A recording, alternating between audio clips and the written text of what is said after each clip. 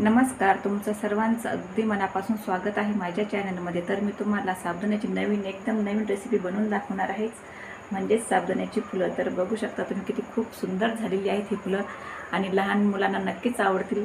एकदम काचेसारखे आणि ट्रान्सपरंट दिसत आहेत, बघू शकता तुम्ही। तर चला आपण रेसिपीला आता सुरुवात करूया।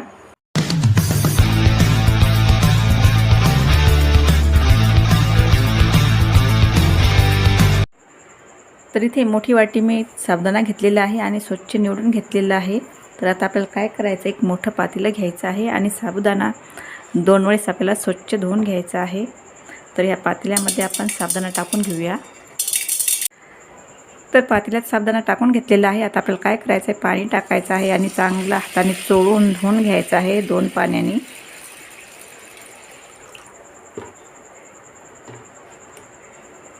तर इथे ह्या पद्धतीने आपण चोळून धुवून घेऊया।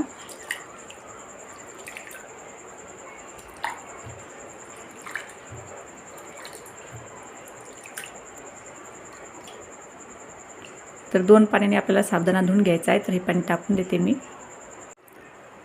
परत पाणी टाकून धुवून घेऊया।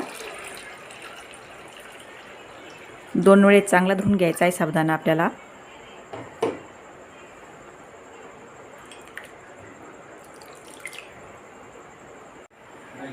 तर 2 वेळेस चांगला साबुदाणा मी धुवून घेतलेला आहे स्वच्छ। आता आपल्याला काय करायचं आहे, यामध्ये पाणी टाकायचं आहे। साबुदाणा बुडीपर्यंत आपल्याला पाणी टाकायचं आहे। तर ह्या पद्धतीने मी पाणी टाकून घेतलेलं आहे। आता आपल्याला काय करायचं आहे, एवढं 4 बोटं वर एवढं पाणी टाकायचं आहे आणि हे रात्रभर मी असंच ठेवणार आहे आणि उद्या सकाळी तुम्हाला दाखवते। तर रात्रभर आपण साबुदाणा भिजत घातलेला होता। तर आता आपण चेक करूया साबुदाणा भिजला किंवा नाही ते। तर बघू शकता आपला साबुदाणा एकदम छान भिजलेला आहे। तर आता आपल्याला काय करायचं आहे, साबुदाणा मिक्सरमधून बारीक करून घ्यायचा आहे। तर साबुदाणा आपण पहिले मोकळा करून घेऊया, मोकळा सुटसुटीत, आणि नंतर मिक्सरमध्ये पाणी टाकून आपल्याला फिरवून घ्यायचं आहे। तर याला सर्व मोकळं करून घ्यायचं आहे चमच्याने। तर साबुदाणा मी सर्व मोकळा करून घेते। तर आपल्याला साबुदाणा मिक्सरच्या भांड्यामध्ये टाकून घ्यायचा आहे। अर्ध भांडं येईल एवढं टाकायचं आहे। तर मोठ्या चमचा घेतलेला आहे मी, मोठ्या चमच्याने टाकत आहे। तर अर्ध भांडं टाकूया आपण, एकदम जास्त नाही आपल्याला टाकायचा। तर एवढा साबुदाणा मी टाकून घेतलेला आहे। तर ज्या भांड्यामध्ये आपण साबुदाणा घेतलेला त्याच भांड्याने मी पाणी घेणार आहे, म्हणजे आपल्याला अंदाजा कळेल। तर आता आपण थोडं थोडं पाणी टाकूया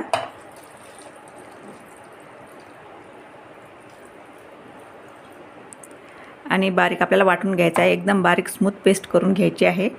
तर मी मिक्सरला बारीक करून घेते। तर इथे साबुदाणा मी वाटून घेतलेला ह्या पद्धतीने बघा, एकदम स्मूथ पेस्ट केलेली आहे। आणि इथे मोठं पातेलं घेतलेलं आहे मी।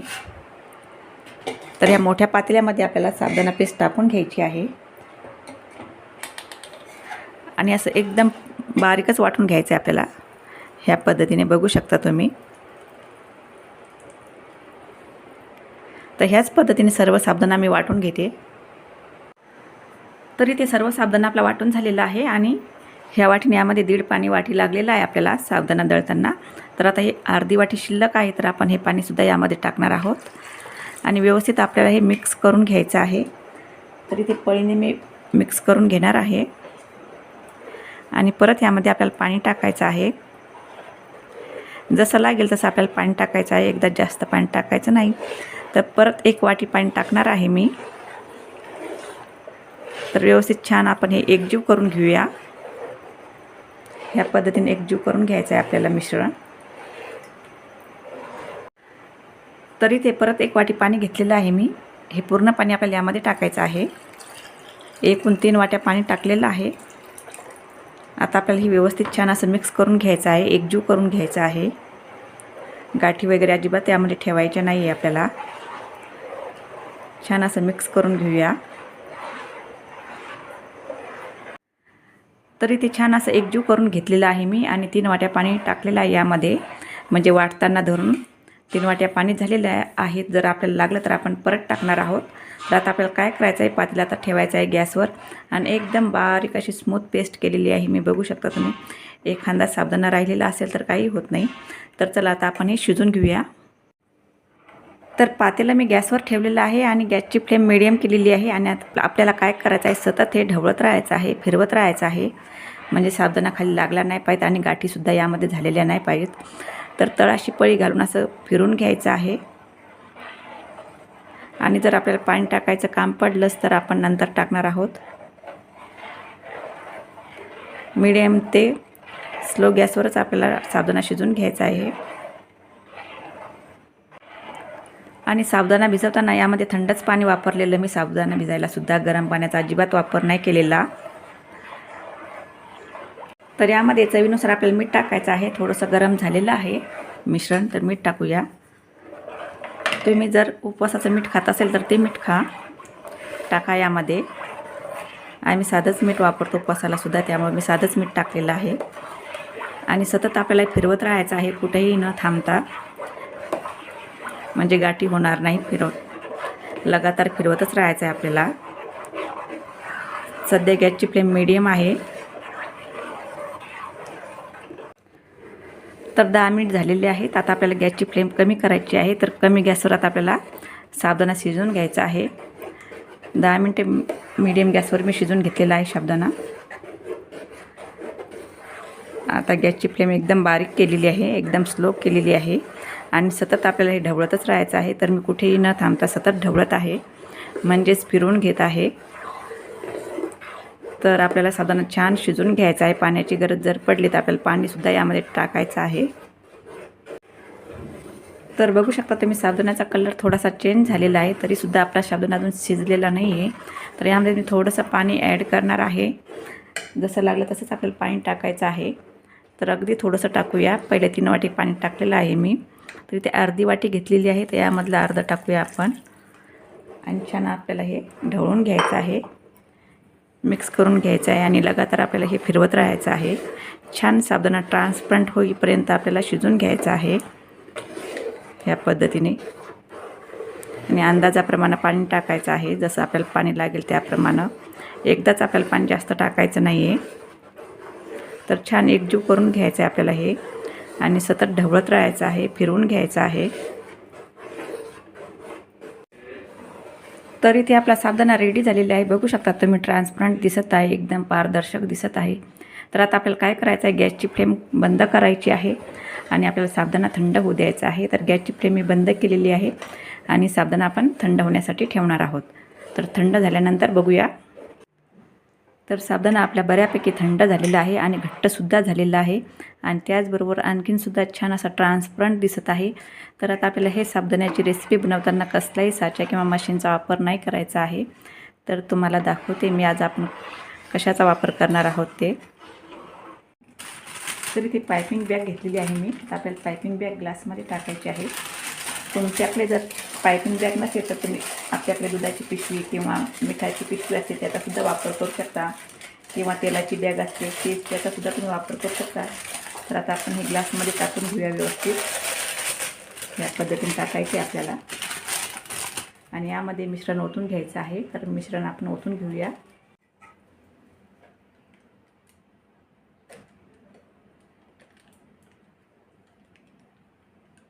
तर बघू शकता घट्ट झालेलं आहे.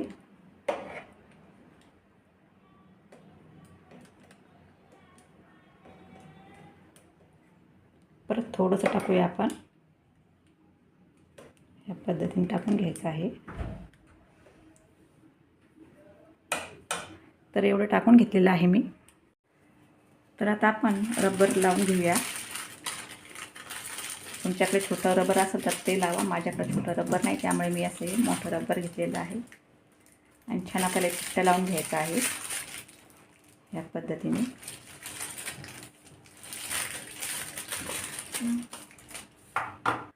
आता आपल्याला काय करायचं आहे, समोरचं टोक आपल्याला अगदी असं छोटं कट करून घ्यायचं आहे. जास्त मोठं नाही कट करून घ्यायचं आहे, एकदम छोटं कट करून घेतलेलं आहे मी. चला तर आता आपण बनवायला सुरुवात करूया. चला तर मग आता आपण रेसिपीला सुरुवात करूया. तर इथे मी फुलं काढायला सुरुवात करते. सुरुवातीला मी छान असं गोल रिंग करून घेतलेली आहे. त्यानंतर असा फुलांचा आकार देत आहे, म्हणजेच असा पानांसारखा गोल गोल आकार देत आहे. आणि खूप सुंदर अशी आपली ही फुलं पडत आहे, बघू शकता तुम्ही. आणि एकदम पटपट पडत आहेत, कुठेही म्हणजे असं थांबत नाही आहे बॅगमध्ये. कारण की आपलं मिश्रणसुद्धा तसंच झालेलं आहे, कुठल्याही मिश्रणामध्ये आपली गाठ वगैरे झालेली नाही.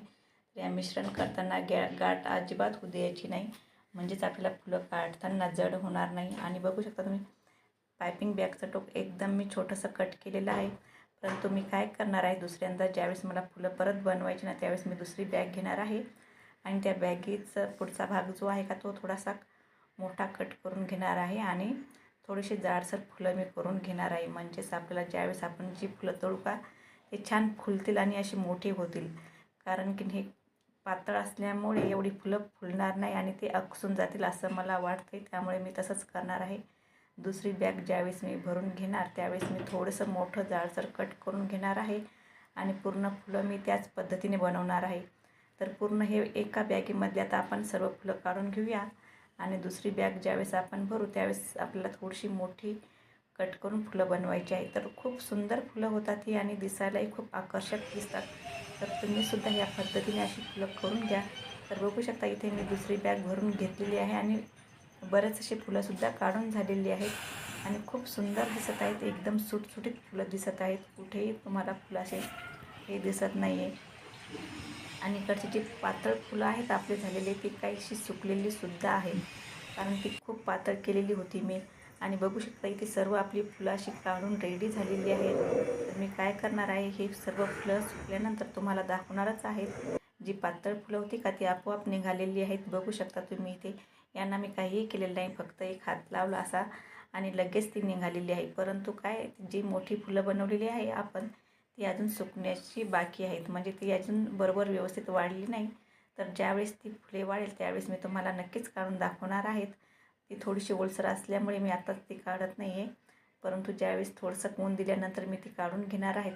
आणि आता ही जी सुकलेली फुलं आहेत, ती मी काय करणार आहे, आपल्याला ती फुलं एका ताटामध्ये टाकून घ्यायची आहेत आणि बाकीची जी फुलं आहेत ती आपल्याला नंतर काढून घ्यायची आहेत, म्हणजेच वाळल्यानंतर. तर ही फुलं बघा, आता मी एका ताटामध्ये काढून घेत आहेत, कारण ही खूप लवकरच सुकलेली आहे. पातळ असल्यामुळे याला जास्त वेळच लागलेला नाही, अगदी 1 ते 2 तासामध्ये ही फुलं सुकलेली आहेत. आणि बघू शकता किती सुंदर अशी ही फुलं दिसत आहेत, एकदम ट्रान्सपरंट काचेसारखीच दिसत आहेत. तर या प्लेटमध्ये मी सर्व ही फुलं काढून घेते. आता ही फुलंसुद्धा आपली सुकलेली आहेत. तर हे मी अगोदरच 1-2 काढून बघितलेली होती, तर ते सहज निघालेली आहेत. तर तुम्हाला मी आता हे काढून दाखवत आहेत. तर बघू शकता, खूप अशी छान मस्त फुलं निघत आहेत आपले.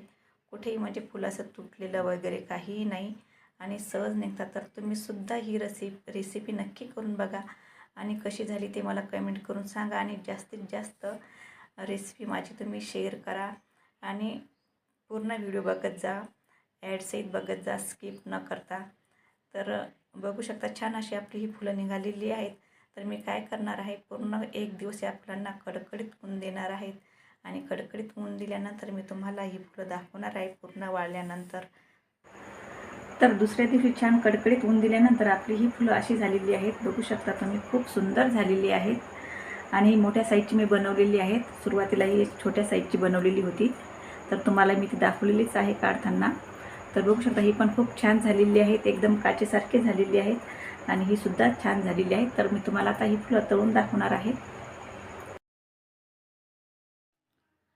तर तेल छान आपलं कडकडीत गरम झालेलं आहे. तर आता आपल्याला काय करायचं आहे, फुलं तेलामध्ये टाकून तळून घ्यायचे आहेत. एकदाच आपल्याला जास्त फुलं टाकायची नाही, कारण की फुलांची साईज डबल होते. तर बघू शकता तुम्ही, फुलांची साईज खूप छान डबल फुललेली आहे.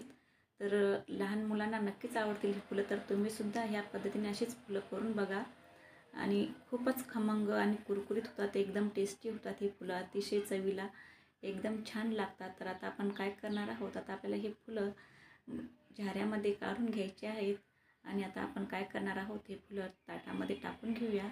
तर याचं तेल आपल्याला थोडंसं निथळून घ्यायचं आहे आणि फुलं ताटामध्ये टाकून घ्यायची आहेत. तर अतिशय छान झालेली आहेत ही फुलं. तर इथे ताटामध्ये मी फुलं टाकून घेतलेली आहे. चला तर मग परत आपण थोडीशी फुलं तळून घेऊया. तर कढईमध्ये मी अगदी 5 ते 7 फुलं टाकलेली आहेत आणि फुलं बघा तुम्ही, फुलांची साईज बघा.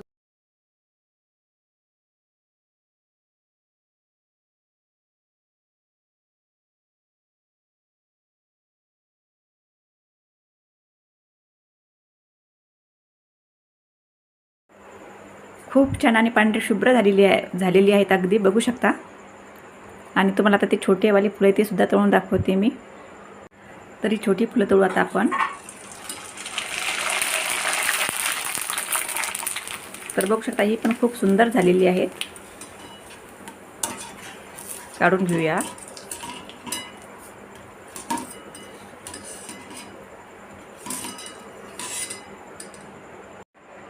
तरी ते फुलांची साईज तुम्ही बघू शकता.